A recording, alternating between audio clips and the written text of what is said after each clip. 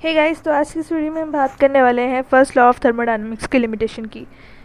तो होपफुली आज की इस वीडियो में हमारा ये चैप्टर ख़त्म हो जाए और मैं आपको ये खुशखबरी देने वाली हूँ कि हमारा फर्स्ट लॉ ऑफ थर्मोडायनामिक्स पिछली वीडियो में तो ख़त्म हो ही गया था। आज की इस वीडियो में हम उसकी लिमिटेशन देखने वाले हैं।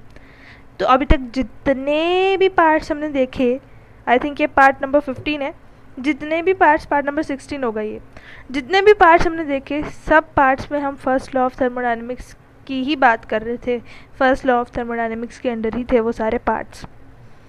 आज की इस वीडियो में होपफुली ये हमारा थर्मोकेमिस्ट्री ख़त्म हो जाए। थर्मोकेमिस्ट्री आज की इस वीडियो में अगर ख़त्म कब होगा, जब हम सेकेंड लॉ ऑफ थर्मोडायनामिक्स की बात कर लेंगे और थर्ड लॉ ऑफ थर्मोडायनामिक्स की बात करेंगे। तो इस चैप्टर में जो मेजर पोर्शन है फर्स्ट लॉ ऑफ थर्मोडायनामिक्स का ही था, जो कि हमारा ऑलमोस्ट क्या ख़त्म हो ही गया। अब बस लिमिटेशन बची, वो तो कुछ भी नहीं है इस पूरे फर्स्ट लॉ के मुकाबले में। ओके, सो हमारा सेकेंड लॉ ऑफ थर्मोडायनामिक्स और थर्ड लॉ ऑफ थर्मोडायनामिक्स ही बचा है। Let's talk about limitation of first law of thermodynamics. Limitation,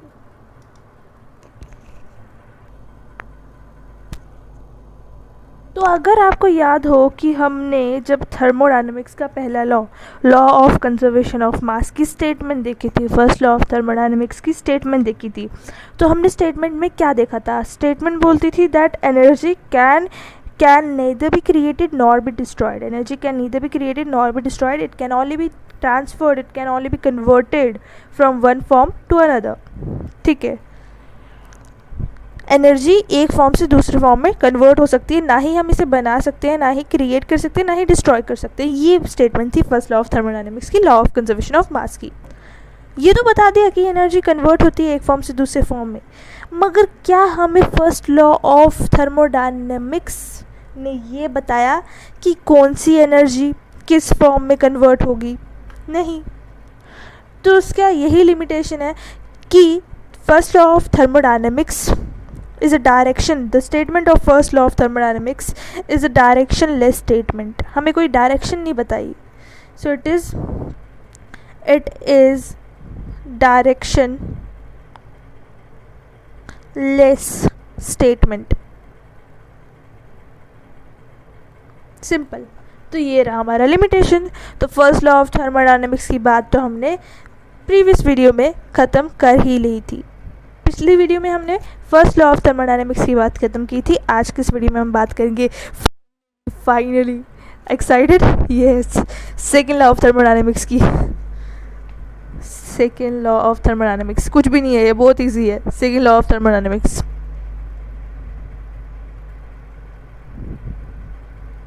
second law of thermodynamics, इसमें हम जानेंगे रैंडमनेस और उसके यूनिट के बारे में। रैंडमनेस के बारे में क्या पढ़ने वाले हैं हम? रैंडमनेस क्या होता है? कुछ भी नहीं होता।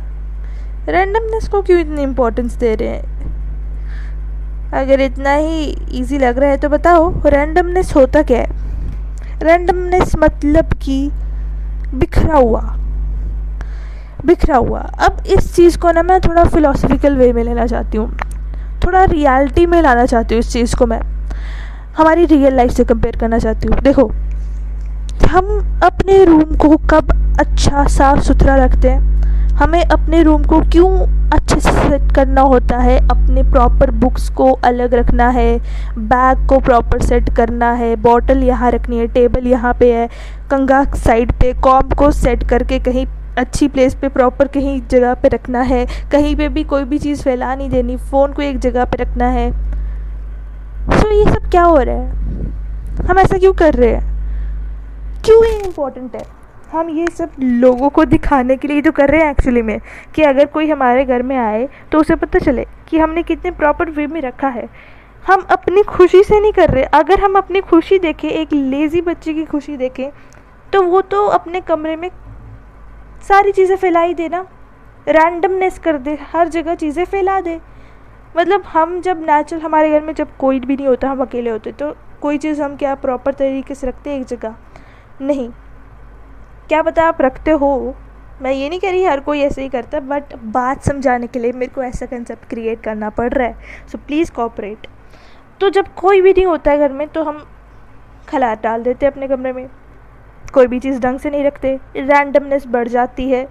और ये रैंडमनेस क्यों बढ़ रही है, हम खलार क्यों डाल रहे हैं चीज़ों को, बिखार क्यों रहे हैं, इधर उधर क्यों फेंक रहे हैं चीज़ों को, क्योंकि हमें वो चीज़ पसंद आ रही है, हमें लेज़ी रहना पसंद आ रहा है, वो चीज़ हमें हमारी लाइकिंग की है वो चीज़। मतलब कि अब ये लाइकिंग वर्ड बोला, जो चीज़ हमें पसंद आए, जो खुद से हो, ये हम सोच समझ के थोड़ी किताबें फैला रहे हैं, चीज़ें को ऐसे कहीं पे भी फेंक रहे हैं अपने रूम में जब कोई भी नहीं है, हम अपनी मतलब सोच समझ के तो नहीं कर रहे हैं ना ये सब, वो सब खुद ब खुद हो रहा है, खुद ब खुद। कौन सी चीज़ें खुद ब खुद होती है? पढ़ाई खुद ब खुद होती है? नहीं, आपके ऊपर प्रेशर डलता है, करो, आप तब जाके करते हो। खुद ब खुद कौन सी चीज़ें होती है? गेम्स खुद ब खुद हम खेलते हैं, क्यों? क्योंकि हमें पसंद है। तो कौन सी चीज़ें ऐसी है जो खुद से होती हैं, जो चीज़ हमें पसंद होती हैं? तो जो चीज़ें हमारी लाइकिंग की होती है वो खुद से होती हैं, खुद ब खुद होती है, हमें कोई फोर्स नहीं करता। गेम खेल, वीडियो गेम्स खेल, चल आपके पेरेंट्स आपको फोर्स नहीं करते, चल आज वीडियो गेम्स खेलना नहीं, बिल्कुल भी नहीं, वो खुद से होती है। तो यही तो मैं आपको समझाना चाह रही हूँ। अब मैं आपको सीधे बात पे आऊँगी, सीधे मुद्दे पे आऊँगी, क्या कहना चाह रही हूँ मैं। Randomness and their unit. देखो, सारे केमिकल रिएक्शंस या फिर नेचुरल प्रोसेसेस में हम अपने नेचुरल वे में जब होते हैं, जब कोई घर पे नहीं होता, हम नेचुरल होते हैं, हम रैंडमनेस बढ़ा देते हैं, चीज़ें फैला देते हैं। तो यही मैं बताने जा रही हूँ। All chemical reactions or natural processes increases randomness, and the natural processes are spontaneous. Natural processes में randomness बढ़ती है, randomness increases in natural process, chemical process या natural process के अंदर randomness बढ़ती है। और रैंडमनेस जहाँ पर बढ़ती है वहाँ पर चीज़ें स्पॉन्टेनियस होती है। अब स्पॉन्टेनियस बताऊँ क्या है, मैं आपको बीच में बोल रही थी ना, लाइकिंग की चीज़ें होती है वो खुद से होती है ना, जो लाइकिंग की चीज़ें होती है खुद से होती है। हमें वीडियो गेम्स खेलना पसंद है, हम खुद से खेलते हैं, हमें कोई फोर्स नहीं करता, और वो हम अपने खुले अच्छे से अपने वे में खेलते हैं। तो उस चीज़ को हम कहते हैं स्पॉन्टेनियस। ऐसे रिएक्शंस को, केमिस्ट्री पे आते हैं, ऐसे स्पॉन्टेनियस रिएक्शंस क्या होते हैं? ऐसे रिएक्शंस को हम स्पॉन्टेनियस रिएक्शंस कहते हैं, जो खुद से होती हैं, which occurs on its own, जो खुद से होती हैं। ऐसे रिएक्शंस को स्पॉन्टेनियस रिएक्शंस कहते हैं। तो रैंडमनेस की हम बात कर रहे हैं, जितने भी नेचुरल प्रोसेसेस होते हैं, केमिकल प्रोसेसेस होते हैं, उनमें रैंडमनेस बढ़ती है। Randomness increases in all natural processes और केमिकल प्रोसेसेस, पहली बात। दूसरी बात, नेचुरल प्रोसेसेस क्योंकि उनमें रैंडमनेस बढ़ रही है, so that is why natural processes और केमिकल प्रोसेसेस आर स्पॉन्टेनियस। हमारी पसंद के होते हैं स्पॉन्टेनियस। हमें अपने कमरे में चीज़ें फैलाना पसंद है। रैंडमनेस खुद से होती है, जो चीज़ें हमारी लाइकिंग की होती है खुद से होती है, स्पॉन्टेनियस होती हैं, खुद से होती है, और वहाँ पर रैंडमनेस होती है। रैंडमनेस कब बढ़ती है? नेचुरल प्रोसेसेस में। वो हमारा नेचुरल प्रोसेस होता है, मतलब कि जितने भी हम जो नेचुरल प्रोसेस करते हैं, वीडियो गेम्स खेलते हैं, वो स्पॉन्टेनियस होते हैं, अपनी लाइकिंग के होते हैं। So randomness increases in natural processes or chemical processes. So all of the chemical processes or natural processes are spontaneous. सारे chemical processes are spontaneous reactions or process. Okay, I hope आपको clear होगी बात। So ये fast भी होगा। आपको कोई पढ़ाई करने को बोलेगा, आपके ऊपर प्रेशर डालेगा, पढ़, वो स्पॉन्टेनियस नहीं होगा, बिल्कुल भी नहीं होगा, है ना। तो वो स्पॉन्टेनियस तो नहीं है, और वो स्लो होगा। जितना आपके ऊपर प्रेशर होगा, जितना आप अपनी मर्ज़ी से नहीं करोगे उस काम को, वो उतना ही स्लो करोगे, आप आहिस्ता करोगे। आपको कोई बोले टीवी देख, फटाफट देखोगे, कितने मतलब लंबे टाइम तक देखते रहोगे। आपको अगर कोई मना करेगा तो नहीं। कोई चीज़ जो आपको पसंद होगी वो फास्टली आप करोगे, ऐसे करोगे। कोई चीज़ जो आपको पसंद होगी वो फास्टली करोगे। कोई चीज़ जो आपको पसंद नहीं होगी, पढ़ाई करना पसंद नहीं है, तो बहुत स्लो करोगे। तो spontaneous is equal to liking is equal to fast. मतलब कि स्पॉन्टेनियस रिएक्शंस हमारे लाइकिंग के रिएक्शन होते हैं, खुद से होते हैं और फास्ट वे में होते हैं। सिंपल, ठीक है। सेकेंड पॉइंट जो हम देखने वाले, दैट नॉर्मली जो स्पॉन्टेनियस रिएक्शंस होते हैं they are fast reactions but sometimes they are slow sometimes. जैसे कि स्पॉन्टेनियस रिएक्शंस, जैसे कि rusting of iron spontaneous reaction है। रस्टिंग ऑफ आयरन खुद से होती है ना, रस्टिंग हम करवाते थोड़ी है, रस्टिंग खुद से होती है। So rusting of iron is a spontaneous process and spontaneous reactions और processes are fast, they occurs on a own, they are of liking. चलो वो तो फिलोसफिकल हो गया, लाइकिंग बीच में नहीं लाओ। तो स्पॉन्टेनियस रिएक्शन फास्ट होते हैं, मगर रस्टिंग ऑफ आयरन भी स्पॉन्टेनियस है, मगर ये फास्ट नहीं है, it is a slow process. So ये एक्सेप्शन आ गया। थर्ड, spontaneous reactions always increases randomness, ये तो पता ही है हमें। spontaneous reactions randomness बढ़ाते हैं। जो चीज़ें हमारी लाइकिंग की होती है, जैसे कि अभी एग्जांपल देखी, हमें खुद से जो चीज़ें होती हैं उसमें randomness बढ़ती है। Then conversion of solid to liquid to gas, इधर क्या होता है, सॉलिड लिक्विड में कन्वर्ट होता है, लिक्विड सॉलिड गैस में कन्वर्ट होता है। इस केस में क्या हो रहा है, इसमें आप मेरे को बताओ कि स्पॉन्टेनियस है ये कि नहीं। जब सॉलिड कन्वर्जन जो है, ये मैं आपसे क्वेश्चन पूछ रही हूँ कि कन्वर्जन जो होता है सॉलिड का, conversion of solid to liquid to gas, आप मेरे को बताओ क्या ये जो कन्वर्जन हो रही है सॉलिड से लिक्विड, लिक्विड से गैस में, क्या ये स्पॉन्टेनियस है कि नहीं। स्पॉन्टेनियस तब होगा जब रैंडमनेस बढ़ रही होगी, है ना। तो यहाँ पर क्या रैंडमनेस बढ़ रही है, पहले सॉलिड था, फिर लिक्विड हुआ, फिर गैस हुआ, रैंडमनेस, मॉलिक्यूल्स दूर दूर जा रहे हैं, रैंडमनेस बढ़ रही है, मॉलिक्यूल्स दूर दूर जा रहे हैं, रैंडमनेस बढ़ रही है, मतलब वेरी गुड, स्पॉन्टेनियस है। क्यों, अभी तो देखा था, spontaneous reactions increases randomness, very good. Next point, क्या मिक्सिंग ऑफ गैसेस का मिक्स होना वो स्पॉन्टेनियस है। मिक्सिंग, ये भी क्वेश्चन है आपसे मेरे को, मिक्सिंग ऑफ गैसेस क्या ये स्पॉन्टेनियस है। गैस में रैंडमनेस बढ़ती है, गैस तो होती ही रैंडम है, गैस के मॉलिक्यूल्स तो होते ही बिखरे हुए, है ना। तो देखो, जब ऐसे दो वेसल्स है, ये दोनों आपस में सेपरेटेड है, मैंने बंद रखा है इनको। इस वेसल में मैंने हीलियम गैस भरी है और इस वेसल में मैंने नियॉन गैस भरी है। अभी तो ये सेपरेट है, जब मैं ये इनको इकट्ठा कर दूंगी तो हीलियम और नियॉन और फैलेंगे, ये मिक्स हो जाएंगी, गैसेस मिक्स हो जाएंगी, रैंडमनेस और बढ़ेगी।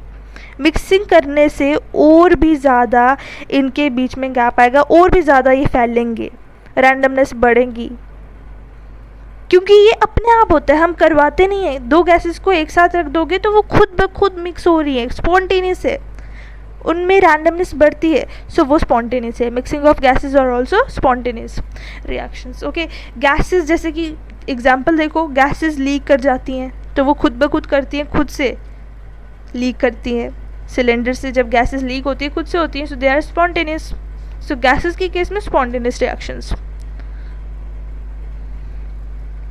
So a thermodynamic function introduced to measure randomness, हम क्या बोल रही हूँ मैं, एक थर्मोडायनेमिक फंक्शन रैंडमनेस को मेजरमेंट करने में हेल्प करेगा।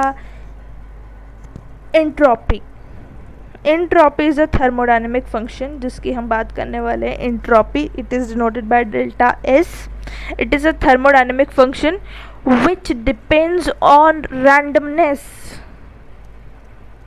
हमने टॉपिक से शुरुआत की थी, टॉपिक क्या था हमारा, randomness and their units. Randomness की बात कर ली, यूनिट की बात करना है तो entropy is the unit of randomness. Unit of randomness, ये ऐसा थर्मोडायनेमिक फंक्शन है, ये ऐसा थर्मोडायनेमिक फंक्शन है जो कि रैंडमनेस पे डिपेंड करता है। तो ऑब्वियसली ये रैंडमनेस का ही, यही रैंडमनेस का यूनिट है, डेल्टा एस। एंट्रोपी, ये थर्मोडायनेमिक फंक्शन रैंडमनेस पे डिपेंड करता है, it is unit of randomness. entropy is a function of randomness. As there is increase in randomness, entropy also increases. So reaction will be spontaneous. जहाँ पर randomness बढ़ेगा, randomness का unit भी बढ़ेगा. जहाँ पर randomness बढ़ेगा वहाँ पर randomness का यूनिट एंट्रोपी भी बढ़ेगा. और जहाँ पर randomness बढ़ रहा है, जहाँ पर एंट्रोपी बढ़ रहा है, वो रिएक्शन कैसा होगा? स्पॉन्टेनियस रिएक्शन होगा. चलो देखते हैं केसेस. स्पॉन्टेनियस रिएक्शन में क्या होता है? 0 से ज़्यादा डेल्टा एस होगा, एंट्रोपी ज़्यादा होगा. एंट्रोपी बढ़ रहा है मतलब पॉजिटिव है. 0 से ज़्यादा काउंटिंग आती है, 0 1 2 3 4. 0 से नीचे -1 -2 -3. 0 से नीचे सारे नेगेटिव होते हैं, 0 से ऊपर सारे पॉजिटिव होते हैं. तो एंट्रोपी जब 0 से ज़्यादा होगी, रैंडमनेस का यूनिट जब 0 से ज़्यादा होगा, मतलब रैंडमनेस बढ़ रही है, पॉजिटिव रैंडमनेस बढ़ रहा है मतलब कि स्पॉन्टेनियस. जब एंट्रोपी कम हो रहा होगा, 0 से कम होगा, तो वो नेगेटिव होगा. एंट्रोपी विल बी नेगेटिव जब 0 से कम है. तो उस केस में एंट्रोपी क्या होगा? रैंडमनेस घट रही है, कम हो रही है, नेगेटिव कम हो रही है, कम हो रही है रैंडमनेस. एंट्रोपी कम हो रहा है, रैंडमनेस कम हो रहा है, स्पॉन्टेनियस नहीं है. अच्छा, अगर डेल्टा एस एंट्रोपी रैंडमनेस 0 के इक्वल है, मतलब इक्विलिब्रियम पे है, इक्विलिब्रियम पे है, ठीक है. नाउ तो ये हमने एंट्रोपी की बात की, रैंडमनेस का यूनिट है एंट्रोपी. अब नेक्स्ट हम देख लेते हैं, नेक्स्ट दैट इज एग्जाम्पल्स देखते हैं क्या आपको बात समझ में आई कि क्या है रैंडमनेस का यूनिट, क्या है सब चीज़ें, कौन सा रिएक्शन स्पॉन्टेनियस होगा, कौन सा नहीं होगा. अगर मैं बात करूँ CaCO3 की, सॉलिड स्टेट में प्रेजेंट है, ये कन्वर्ट हो जाएगा CaO सॉलिड और CO2 में. सामने दिख रहा है. 2 क्राइटेरिया से आप इधर डिसाइड कर सकते हो कि ये रिएक्शन स्पॉन्टेनियस है कि नहीं है. सॉलिड गैस में कन्वर्ट हो रहा है, सॉलिड गैस में कन्वर्ट हो रहा है, मॉलिक्यूल्स दूर जा रहे हैं, रैंडमनेस बढ़ी तो स्पॉन्टेनियस. अगर ऐसे समझ नहीं आया तो ऐसे देखो, यहाँ पर एक सॉलिड सब्सटेंस 2 में डिसोशिएट हो रहा है, डिसोशिएशन हो रही है ना यहाँ पर, तो फिर क्या? डिसोसिएशन हो रही है मतलब रैंडमनेस हो रही है, रैंडमनेस बढ़ रही है मतलब स्पॉन्टेनियस है. स्पॉन्टेनियस है इसका मतलब डेल्टा एस जो है वो पॉजिटिव है. नेक्स्ट एग्जांपल, अगर यहाँ पर जैसे हमने ये क्राइटेरिया देखा कि सॉलिड गैस में कन्वर्ट हो रहा है मतलब मॉलिक्यूल्स दूर जा रहे होंगे, मतलब रैंडमनेस बढ़ रही है. बट अगर मैं बोलूँ गैस जब गैस में कन्वर्ट होगी, जैसे कि N2 गैस में कन्वर्ट होती है, तो उस केस में, और अगर आपको प्रेशर दिया है 1 atm और टेम्परेचर इज 273 K और इधर प्रेशर हो गया 3 atm, मतलब कि क्या हो रहा है यहाँ पर? मतलब प्रेशर बढ़ा दिया ना. एक ही गैस है, पहले भी गैस थी, बाद में भी गैस ही रही, बस उसके ऊपर प्रेशर बढ़ा दिया, प्रेशर बन गया. एक सपोज करो एक वेसल में पैक्ड है और उसके ऊपर प्रेशर डाल रहे हैं, तो ये वो हो रहा है इस रिएक्शन में. मतलब कि प्रेशर यहाँ पर हम बढ़ा रहे हैं किसी चीज़ के ऊपर, किसी भी चीज़ के ऊपर, गैस है यहाँ पर, उसके ऊपर प्रेशर डाल रहे हैं. आपको पढ़ाई करने के लिए हम प्रेशर डाल रहे हैं कि पढ़ो, तो उस केस में आप खुद से पढ़ाई करते हो, अपने आप से पढ़ाई करते हो, नहीं स्पॉन्टेनियस नहीं है, खुद से पढ़ाई नहीं कर रहे हो, प्रेशर डाल रहे हैं आपके ऊपर. तो इधर भी प्रेशर पड़ रहा है, प्रेशर बढ़ रहा है. तो प्रेशर जब बढ़ता है तब वो खुद से आपके ऊपर प्रेशर पड़ता है पढ़ाई करने का. आप खुद से जब पढ़ाई नहीं कर रहे होते हो, तब आपसे कोई और करवा रहा होता है, प्रेशर डाल रहा होता है, तो वो स्पॉन्टेनियस नहीं होता, आपकी लाइकिंग का नहीं होता है वो. तो वैसे ही यहाँ पर भी प्रेशर बढ़ रहा है, प्रेशर की वजह से यहाँ पर उनके ऊपर प्रेशर पड़ रहा है गैस के ऊपर, तो ये स्पॉन्टेनियस नहीं है. तो डेल्टा एस क्या होगा? नेगेटिव. स्पॉन्टेनियस नहीं है, डेल्टा एस नेगेटिव. तो यहाँ पर ये बहुत इंटरेस्टिंग एग्जाम्पल है. लेट मी आस्क यू, पहले आप मेरे को अपने आप से बताओ, मेरे को सुनाई नहीं दे रहा मगर आपको तो सुनाई दे रहा है ना, आप बताओ कि डायमंड जब ग्रेफाइट में कन्वर्ट होता है, कार्बन का एक इलेक्ट्रॉप डायमंड जब दूसरे कार्बन के ही दूसरे इलेक्ट्रॉप में कन्वर्ट होता है ग्रेफाइट में, तब स्पॉन्टेनियस होता है कि नहीं होता? डेल्टा एस क्या होता है, पॉजिटिव या नेगेटिव? पॉजिटिव कब? जब स्पॉन्टेनियस होगा। सो इस केस में डायमंड बहुत हार्ड होता है, diamond is very hard. Graphite soft होता है, आपकी पेंसिल में ही ग्रेफाइट है, तो इसमें रैंडमनेस बड़ी है, स्पॉन्टेनियस है, पॉजिटिव है, और साथ ही साथ इसलिए क्योंकि ये स्पॉन्टेनियस है, मतलब आसानी से होता है। जो स्पॉन्टेनियस रिएक्शंस होते हैं वो आसानी से होते हैं, लाइकिंग के होते हैं, खुद से होते हैं। इसका मतलब डायमंड को ग्रेफाइट में कन्वर्ट करना इज़ वेरी इजी, इसलिए ग्रेफाइट आपकी पेंसिल्स में है, बहुत आसानी से डायमंड ग्रेफाइट में कन्वर्ट हो गया, मगर ग्रेफाइट को डायमंड में कन्वर्ट करना इज़ वेरी डिफ़िकल्ट। ये शायद से मैंने बात आपको पहले भी बताई है कुछ पिछली वीडियो में ही, कि डायमंड ग्रेफाइट में जब कन्वर्ट होता है, एंथैल्पी का ही कोई टॉपिक पढ़ रहे थे हम। We were studying about enthalpy of transition और एंथैल्पी ऑफ इलेक्ट्रोपिक ट्रांसफॉर्मेशंस, उधर हमने ये देखा था, उनमें हीट एनर्जी क्या होती है। ये पॉइंट तो देख के ही रहूँगी। एंथैल्पी ऑफ ट्रांसफॉर्मेशन में, ट्रांजिशन में, यहाँ पर हीट एनर्जी यहाँ पर क्या होता है, रिलीज या अब्जॉर्ब होता है। हाँ, वो हम बता नहीं सकते, यहाँ पे लिखा नहीं है, इसका मतलब यही होगा, रिलीज या अब्जॉर्ब नहीं, मेरे को पता है, रिलीज या अब्जॉर्ब होता है एंथैल्पी ऑफ ट्रांजिशन में। तो ये स्पॉन्टेनियस है, डायमंड हार्ड है बहुत ज़्यादा, सॉफ्ट में कन्वर्ट हुआ है, स्पॉन्टेनियस रिएक्शन है, आसानी से हो जाता है डायमंड ग्रेफाइट में कन्वर्ट, मगर ग्रेफाइट डायमंड में आसानी से नहीं होता, वरना हर घर में आप डायमंड बनाने की कोशिश कर रहे होते। Entropy may be defined as heat of reversible reaction at given temperature. अब मैं अचानक से ये क्या बोलने लगी, एंट्रोपी की ही बात को कन्वर्ट करने लगी, क्योंकि हम एंट्रोपी पढ़ रहे हैं ना। सो एंट्रोपी की ही बात को मैं यहाँ पर करने लगी, दैट इज़ एंट्रोपी जो है, it may be defined as heat of reversible reaction, heat of reversible reaction at given temperature। मतलब कि एक गिवन टेम्परेचर पे रिवर्सिबल रिएक्शंस का जो हीट एनर्जी होती है, रिवर्सिबल रिएक्शंस की जो हीट एनर्जी होती है, that is entropy. Reversible reactions की heat energy is entropy at given temperature. It may be defined as heat energy of reversible reaction at given temperature। Reaction reverse तभी होती है जब वो स्पॉन्टेनियस नहीं होती है। यहाँ पर स्पॉन्टेनियस थी, वापस आएगी, रिवर्स होगी, रिएक्शन रिवर्स होगी जब वो स्पॉन्टेनियस नहीं थी, लाइकिंग में नहीं होगी, लाइकिंग जब नहीं होगी वापस स्पॉन्टेनियस नहीं होगी। रिवर्सिबल रिएक्शन स्पॉन्टेनियस नहीं होती है।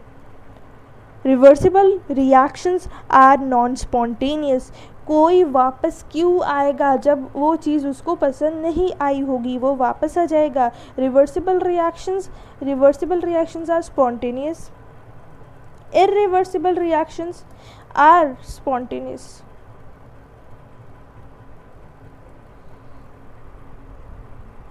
तो हम एनर्जी कैलकुलेट रिवर्सिबल रिएक्शंस की ही कर सकते हैं, हम रिवर्सिबल रिएक्शंस की ही एनर्जी को कैलकुलेट कर सकते हैं, एंट्रोपी को कैलकुलेट कर सकते हैं। एंट्रोपी हम फॉर रिवर्सिबल रिएक्शंस की ही एंट्रोपी कैलकुलेट कर सकते हैं। We can calculate entropy for only reversible reactions, for reversible reactions only.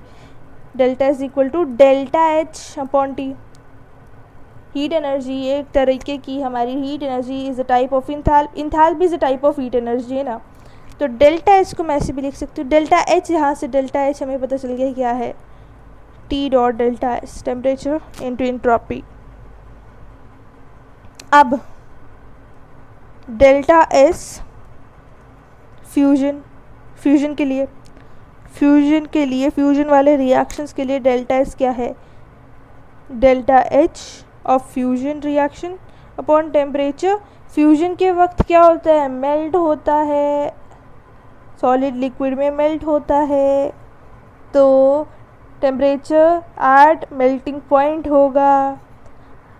अगर मैं बोलूँ एंट्रोपी ऑफ वेपराइजेशन क्या होगा, enthalpy at vaporisation upon temperature. Vaporisation के वक्त क्या होता है, वेपराइजेशन के वक्त टेम्परेचर कैसा होगा, वेपराइजेशन के टाइम टेम्परेचर में क्या होगा, वेपराइजेशन क्या कौन सा प्रोसेस होता है? जब गैस में कन्वर्ट होता है, लिक्विड गैस में कन्वर्ट होता है, वेपर फॉर्म में कन्वर्ट होता है, बॉयल होके। सो boiling point, delta S sublimation, delta H sublimation upon temperature, sublimation point पे ही होता है ना।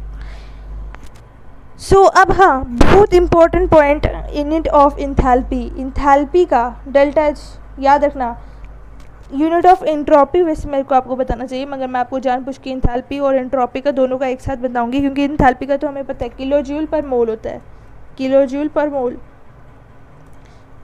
हम कंफ्यूज ना हो जाए इसलिए मैं आपको एक साथ बता रही हूँ। एंट्रोपी का होता है जूल पर मोल, डिफ्रेंशिएट करना आना चाहिए। एंट्रोपी का यूनिट इज जूल पर मोल, एंथैल्पी का इज किलो जूल पर मोल। अब नेक्स्ट टोटल एंट्रोपी की बात करेंगे यूनिवर्स की। टोटल एंट्रोपी ऑफ यूनिवर्स किसके इक्वल होता है? ये फॉर्मूला है, सिंपल फॉर्मूला है, ठीक है। यूनिवर्स की जो हम एंट्रोपी देखने वाले हैं वो क्या है? वो किसके इक्वल होता है? Entropy of system plus entropy of surrounding के। Simple simple. तो आपने एक चीज़ नोटिस की, सेकेंड लॉ कहाँ पर पढ़ रहे हैं? ये सब सेकेंड लॉ के अंदर पढ़ रहे हैं। अब आते हैं हम एक इम्पॉर्टेंट पॉइंट पे, एक और पॉइंट पे, सेकेंड लॉ के ही एक और पॉइंट पर, दैट इज़ जो यूनिवर्स की एंट्रोपी है ना, यूनिवर्स जो है ना, एंट्रोपी ऑफ यूनिवर्स जो है ना, यूनिवर्स की एंट्रोपी जो है ना वो कॉन्टिन्यूसली इंक्रीज कर रही है। So our entropy of universe is continuously increasing. Universe की एंट्रोपी बढ़ती जा रही है, कॉन्टिन्यूसली बढ़ती जा रही है। ये नेचुरल प्रोसेस है। हमारा जो यूनिवर्स है ना, ये कॉन्टिन्यूसली ग्रो करता जा रहा है, इंक्रीज़ करता जा रहा है, और ये जो प्रोसेस है नेचुरल है। और we know that all natural processes are thermodynamically irreversible. मतलब नेचुरल प्रोसेसेस स्पॉन्टेनियस होती है और इरिवर्सिबल होती हैं। इसका मतलब इन्हें पसंद आ रहा है, ये सब इनकी लाइकिंग का है, रिवर्स नहीं हो सकती ये प्रोसेस, नेचुरल प्रोसेस है, ये इरिवर्सिबल है। हमारा यूनिवर्स एक्सपेंशन फॉर्म में है, एक्सपेंशन फॉर्म में चलता है, एंड ये जो एक्सपेंशन है ये हमेशा होती रहती है, नेचुरल है। हर प्लैनेट, गैलेक्सी, स्टार के एक दूसरे से दूर जा रहे हैं, हर प्लैनेट, स्टार, गैलेक्सी एक दूसरे से दूर जाते जा रहे हैं, और एक रैंडमनेस जो है ये कॉन्टिन्यूसली बढ़ती जा रही है, और हम इसे रोक नहीं सकते। क्यों? क्योंकि ये नेचुरल प्रोसेस है, and we know that all natural processes are thermodynamically irreversible. तो आज की इस वीडियो के लिए इतना ही। नेक्स्ट वीडियो में हम बात करेंगे गिब्स फ्री एनर्जी की।